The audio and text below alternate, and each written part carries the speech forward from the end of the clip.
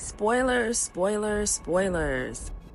So if you aren't up to date with the current Storm series, stop listening now because we're about to talk about it. All right, so a few months back, we had a chance to speak with Murewa Ayodele, the writer for Storm's current comic book series. Since this interview, Marvel has released 5 more issues. My favorite issue, in issue 4, Storm dies, and Eternal chooses to save her. Now let's pause and think about that. Eternal, one of the greatest entities in the Marvel universe, chooses to embody the essence of a Black woman. In a single issue, Ayodele shows why Black women have and forever will be eternal. All right, so enough of me geeking out. Here's part 1 of our interview. You looking cute. You looking cute today. Thank you, girl. I love Comics Club. We all were just saying how this is we feel like it really makes me emotional. Like it's our one space where we get to come be fully ourselves. Mm-hmm. So we're all Black and we only read like Black written stuff. So. Mm-hmm. No, you're not. You're not. It's nobody there just to be. Yeah. Inclusive. Sometimes you have to have and open it up to everybody. And we know we all want to be here. Mm-hmm. The laughs, everything is just, one of a kind. It's incomparable. Okay. Is the jacket better? Or should I lose it? No, it's good. So can you Okay. tell me how to pronounce your name? Okay. Murewa. Murewa. Yeah. Murewa. Ayodele. Yeah, perfect. Say it one more time. Murewa. Murewa. Yeah, just it's be cool with it. If you want to pronounce an accent, it's Murewa. But just Murewa. as long as you pronounce all the vowels, you're good. Murewa. Okay. All right. You speak French? No. Oh, I don't know. I thought you said you spoke French. You're from Nigeria? Because the issue 2 makes me okay. Because I read a little bit of the interview in one of those pages. So all right. Well, welcome. Okay, so yeah, because I'm in Nigeria, that means the power might go off at any second. So if it goes, you're in Nigeria. Yes, I'm in Nigeria. Wow, that's incredible. Wow. I didn't know that. Okay. I didn't know that. Wait, so what time is it where you are? 10. Okay, 10 p.m. 10 p.m.? Yeah, 10 p.m. Oh, I'm so sorry. I would have had it earlier. I didn't. Yeah. Oh my God. No, it's fine. Feels so inappropriate. Like, I don't know if you have who you live with and they're like you're online with women. Like No. Like sometimes I have some of these meetings like 2 a.m. and stuff. I'm used to it. Wow. Okay. Well, welcome. Welcome. All right, here we go. My name is Carla Medrano. Welcome. I am a wife, a mom, a creator, a nurse, and I co-host this amazing podcast, OroroComicsPodcast. And we are here with another amazing guest. Yes. I'm Dr. Ebony Toussaint. I'm also a wife, a mom, and a nurse. I'm also a research scientist. And welcome, Murewa Ayodele. We're so happy to have you here today. We're a safe space, and we're 2 nurses. We're here with the Ororo Comics Podcast is discussing health, culture, and comic books. Yeah, thank you for having me. Thank you for tuning in and logging in all the way from Nigeria. Thank you. It's our first international interview, our first international. Yes. So we'll jump right into it. How did you know? Take us back to that moment you knew you wanted to be a storyteller. Tell us about your first comic. It might have been your first cartoon. When did this love of comics start for you? I think there are 2 questions buried there. It's a storyteller and then the comics part.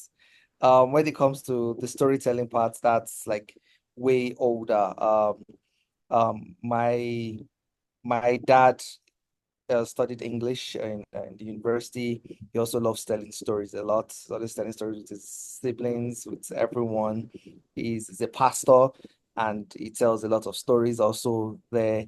And his grandmother was particularly good at telling stories. So he grew up listening to all those old traditional stories, which he also told us, stories of how the tortoise try to trick people, and some of this is very, very fun. And he always told us those stories growing up. And I always had those affinity for all those wonderful stories, all those fantasy stories, especially with a little dark spin. Because a lot of African folk tale always have that dark spin to them. They don't end as brightly as a lot of Western stories. So there's that. And gradually, I'm the last child, and the closest to me in age is like 6 years older than I am. So I didn't immediately jump into cartoons, because by the time I was old enough to like appreciate them, my siblings already wanted to watch like maybe MTV Base or Channel O or some of others, or like other things, So I gradually discovered them when we finally could afford cable TV. So when I discovered Cartoon Network, my siblings hated me because I was always fighting with them over the remotes. And at night, and we didn't have curfew at my house. So at night when they were trying to sleep, I was always watching Samurai Jack at like the highest volume, and they would almost cuss out at me like, for crying out loud. Like, they don't watch cartoons and yet they know all the theme songs of Powerpuff Girls, Samurai Jack, Dexter's Lab. And it's because of me, and instead of watching all these things over and over again. So it came from the love of cartoons.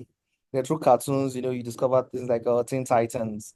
Like, oh yeah, there's this superheroes, you discover Batman, discover the X-Men, Spider-Man, and later Iron Man and all this through these cartoons. And I'm not sure how, but for some reason I knew they came from comics. So maybe because some of these shows also talk about these characters like in comics, maybe Nickelodeon and other stuff about the kids reading comics, telling a story about a kid getting bullied for reading comics. So I knew what comics were, but I didn't have access to them. So but there were these Nigerian comics that were popular at the time, but they were for soccer, they were for sports fans. It's called Super Strikers. So it's basically I think it's one of the best-selling comic books of all time, because yeah, Mm. but we don't hear a lot about them because they sell mostly in Africa and South America, not in Western countries. So we're not get to hear them a lot, but they were very, very popular when I was growing up. But I didn't particularly have that much interest in sports, so I wasn't particularly the target audience. So, but I remember strongly when I walked into a supermarket alone one time. I snuck in to buy some ice cream after school or something. I was saving up. So, and I saw this Spider-Man. I saw this book at the far back of the supermarket. It's a Spider-Man cover.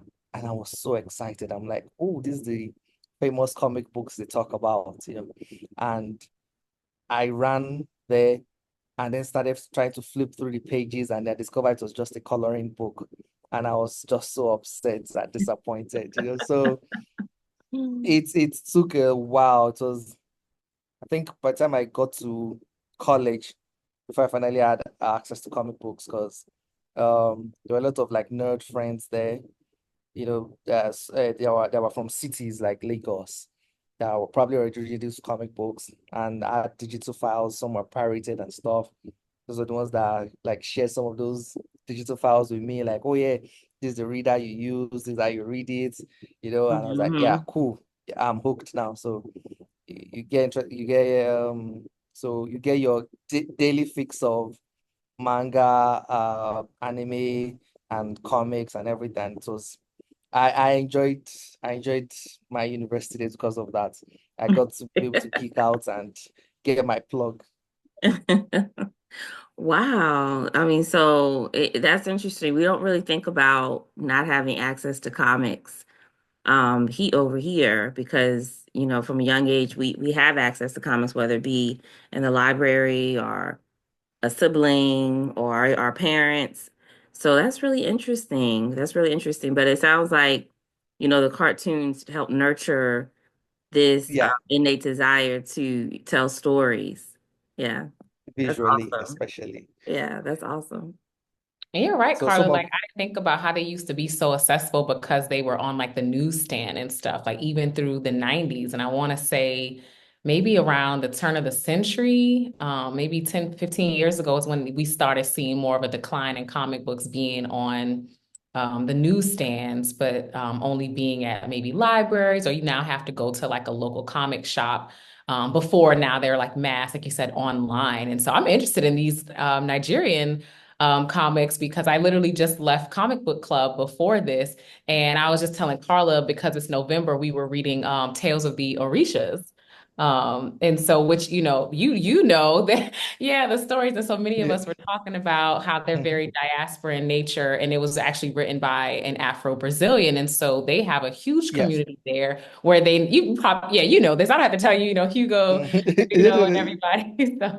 So it's just very fascinating, like Carla said. Like I wish we had, and I saw similarities between my culture. Carla and everybody on the pod knows I'm Gullah Geechee, so I'm from the Sea Islands off the coast of South Carolina, and so we have very much a diasporic culture that's very connected to West Africa, Sierra Leone, as well as Nigeria. And so we had a lot of our language actually translated. They saw a lot of words similar to Yoruba. So it's just incredible Hmm. to hear you talk about there's Nigerian comic books because now I'm like, oh, wait a minute. So I need to go and look at it because I'm sure I'm going to see those beautiful similarities again. Like you said, African folklore can be Hmm. dark and I love it. Carla knows I love horror. So you got tales like Anansi the spider and things like that we tell every around the holidays. So I'm actually interested to learn more about you and your culture and different works that you saw over in Nigeria that inspired your work, like you said, that may not have made its way to the Western world because that's just the West. We know best. All of our things are the greatest, right? No. And even some of our stories, a lot of our stories are heavily influenced by Asian and African folklore and things like that, whether people Yeah, yeah. or acknowledge it or not. So definitely, again, just thank you so much for being here today. And I'm just really excited and I'm rambling. So I Yeah. respect your Uh, time. So how long uh, have you been a writer and how did you become part of Aurora Monroe's story? okay, just to respond to some of the things you said before. Um, um, when it was still in the newsstands, comics were also popular here. That's the very odd thing. Western comics were popular here. For example, my parents knew Stan Lee. They knew Stan Lee, they knew Jack Kirby. But it's our generation that no longer know them because when the newsstands ended and they moved to direct markets, it became more difficult to like ship some of these books internationally. I think the Western world was so interested in even the Nigerian market at that time that Dave Gibbons and Brian Boland were commissioned to create some Nigerian superheroes. I think it was supposed to be called Power Man, and the villain was supposed to be like this fat politician and all those stuff. And they were trying to even like find a way to get to the Nigerian market. So it was there was that interest there, but I think it was when yeah, we left from the newsstand to the direct market. That was when we lost that track. And but there are now newer voices coming up from Nigeria now. You have the most popular one right now is called Comic Republic. You have Unique Studios, which is also based in the US. Mhm. You have Epoch Studios here, and a lot of them tell stories of like you said, Orishas, stories based on folk tale, trying as much as possible to rely on to find what's special about our voice, find what's special about our culture, find something that's special about our stories, and try to bring them into the forefront so that when you see an African comic, it's very, very recognizable. And the style of storytelling is very, very different. Just the way you see manga, and you immediately are like, oh yeah, this manga. Like you don't need to be told, you don't need to even see like any lettering to know like, oh, this is manga. So these are the kind of things you have been working on. And when it's and regarding Storm, my relationship with Storm. I've said in some places, like, you know how people say, if someone asks you, like, do you have a first memory of Superman? You probably can't pinpoint the first time you discovered Superman, because Superman has been there before you were born, and you've seen some people like carry Superman backpacks everything before you even knew who Superman was. Just like you don't know your first memory of Batman. Yeah. I'm not that. I'm a little of the younger age. I was born in the 90s, so because of that, Storm has always basically just been there. So I have no memory of when I first discovered Storm. So it's just like, oh yeah, Storm has always existed. So that's kind of how Storm has been for me. So it's such just character you've always known from the movies, from the cartoons, from merch that you just see some kids carry that even they don't even know who the character is, and stuff like that. So that's my relationship with Storm, basically. Wow, what a very rich past and history, especially the fact that your parents knew Stan Lee. That is amazing. That's an amazing connection. And so this is a really ignorant question. How come they didn't give you no comic books if they knew Stan Lee? You know, they read the comics then when they were kids, and probably people that read more of the comics, they too made fun of them, things like that. So it's Oh. out of but and just like when the access stopped, Mm, because I think during their time too, a lot of the governance was also military. So there was a lot mm, of coup after coup after coup after coup after coup, and with each coup comes new policies. Some might be like, you know what, no import, no, we're not importing anything anymore. We want to produce everything internally, and different things. So till, and also we also now know now from history that, oh yeah, the American market was also transitioning from um the newsstands to the direct markets. So mhm. all that combined with several coups just led to, oh yeah, we just didn't get those comics anymore. And Wow. we didn't even know that they knew those characters. So it was when Mhm. um Stanley died, Mhm. and my dad started listing off like title of books he did, and not even the superhero ones, like the horror ones that he did, the earlier ones. And I was like, oh, like from way back, really. So Mhm. that's kind of thing. Wow. Well, that answered my question. Wow.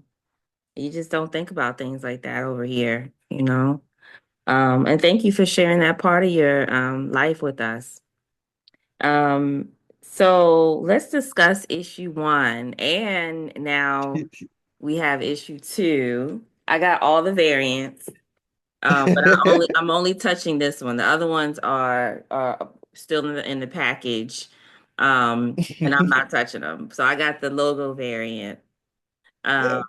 So let's talk about issue one. So I mean, I like we only got 15 more minutes with you. So let me just keep it real. Um, out the gate, out the gate, she's in, she's on her way to save lives out the gate. And then she's hit with I guess I forgot what it was, but she's hit with something and it contains radiation. So she's kind of like you just from out the gate, you put a timer, like it's like a countdown. And it's like this race to find this cure. And Hmm. so I love it when storytellers give us like a plot and then they give us kind of like a subplot. And those two things are in parallel. And you're trying to figure out, okay, they're not gonna kill off Storm. Like we know that. Krakoa's gone. Krakoa's gone. She can't come back. So we know she's not gonna, but I think I still feel angst and I'm anxious. So take us back to when you was like, okay, I finally get to write for one of the greatest characters in history. I'm gonna have her dying. Like what? Take a why? Why did you choose to? give us More all like, this? Like, was this more like like, you want to? Is this like the movie coming? Like, what? Tell us how that all came about. I think you're finding a polite way to say what audacity. So, You because you know you talking to two black women, okay? You talking to two black women, so let's keep it real. Like out the gate, you giving us stress. Like so, take us back to that moment when you was planning all this. Take us back to that moment. First thing, I think when Marvel was doing some adverts in some of the pages, because we get sent like X books, other X books. So I saw the advert for Storm in some of the other X books, and Marvel said, "Oh, maybe we should have made this a mini series because Storm is dying," So which I found very, very, very funny.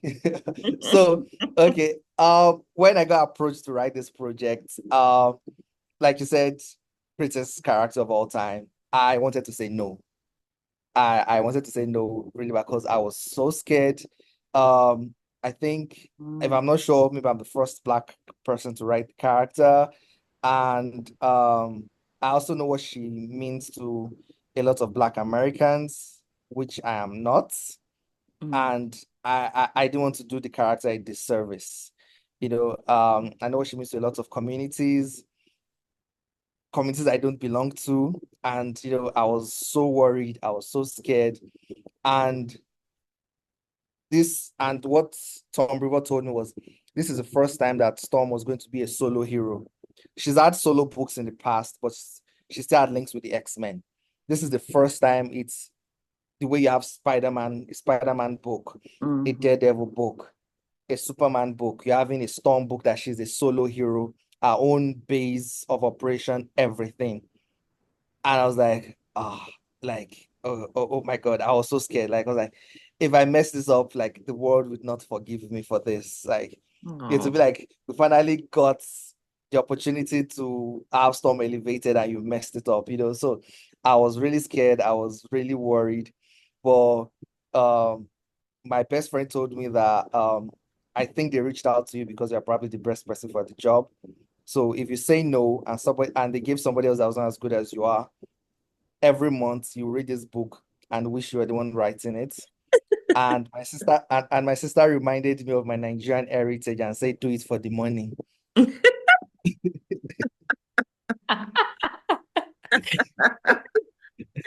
Good old sis. Yeah, thank you. Thanks, sis. Thank you.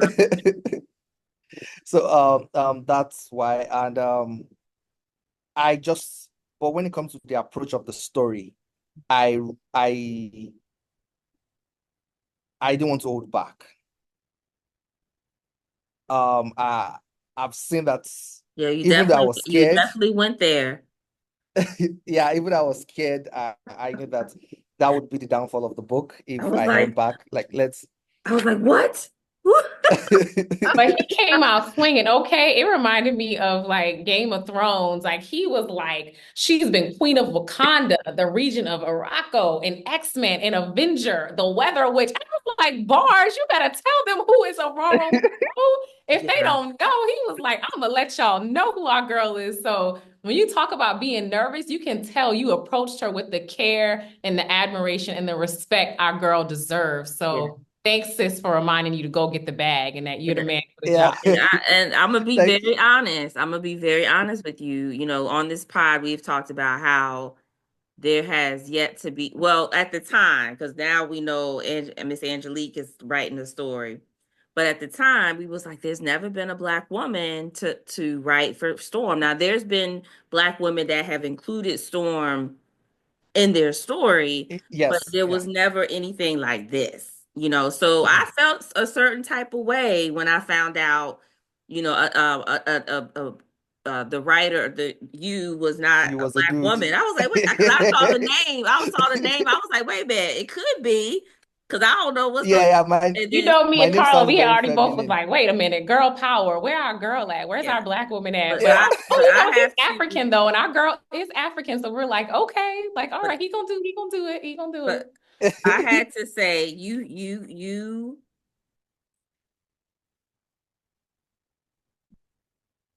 this was the page where I was like, all right, I see why he writing it now. I see why. Like your humility is very refreshing. You have a lot of humility, and that is very refreshing because you're right. In the sense, not the sense that you don't belong in this community because you are a part of the diaspora. So you do belong here. You do belong in these rooms. You do belong in these conversations. Don't ever think that. You are welcome here and you always have a safe space in these types of conversations. So you are a part of this community, okay? Um, and now the fact that we know that you love Aurora Monroe, you will forever be one of the greatest writers to write for her. And I actually see this being turned into a movie. Like this is the kind of stuff that movies are made of. And there's not a lot of comic book writers that I would say that about. So you do have a talent. Thank your sis for pushing you to take this difficult task. And you did it. You did it for me. I mean, of course, we have Angelique coming, and I hope there's more Black female writers to be able to contribute to Storm's ongoing story. But don't ever you are a part of this community, and you prove that with issue 1.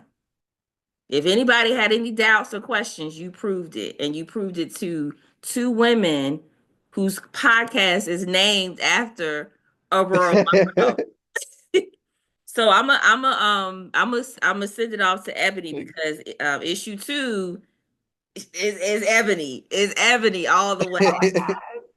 Yo, I just got out of comic book club meeting and I saw the email and I was like, you were like, Ebony's gonna love this. There's Brother Voodoo, there's Voodoo. I was like, wait a minute, where is it?